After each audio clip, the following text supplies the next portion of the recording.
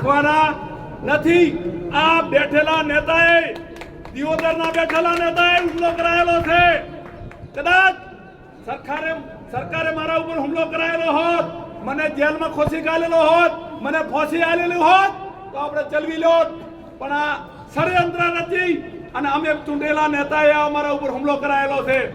એટલે આપણી એક જ માંગણી છે, ફક્ત ને ફક્ત કેસાજી રાજીનામું આપે અને સરકાર તાત્કાલિક આનું રાજીનામું લે, એ જ માંગણી છે। એટલે સરકારશ્રીને નમ્ર વિનંતી કરીએ છીએ, અમે તમામ આયેલા ખેડૂત ના દીકરા છીએ, તાત્કાલિક અમને મળવું જોઈએ।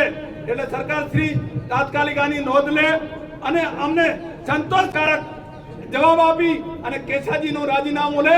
એના માટે મા અંબાના દર્શન કરી અને ટૂંક સમયની અંદર આપણે અહીંથી નીકળીએ છીએ અને પગપાળા દ્વારા આખા ગુજરાતના ખેડૂતોને જોડી અને ગાંધીનગરની અંદર લાખો ખેડૂતો જઈ અને આપણે માંગણી કરવાના છે। છતાં પણ આજની બેઠેલી સરકાર આપણને યોગ્ય જવાબ નહીં આલે તો હું દિલ્હી સુધી જ પણ જવાનો છું। કારણ કે દિલ્હીના તમામ સંગઠનોને મને ફોન દ્વારા આમંત્રણ આપેલું છે।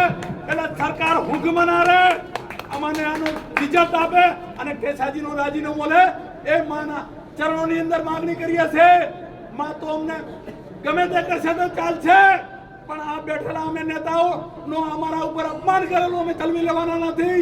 એટલે માને પણ કહીએ છીએ કે મારા ખેડૂતોએ મને અને મારા ખેડૂતોના જે ઉલ્લંઘન કરેલો છે એટલે અમને શક્તિ આલે, એ મા પાસે પ્રાર્થના કરીએ છીએ અને માને કહેવા માંગીએ છીએ કે જ્યાં સુધી મારામાં પ્રાણ હોય ત્યાં સુધી અમને લડવાની શક્તિ આલે, એ જ અમારી પ્રાર્થના।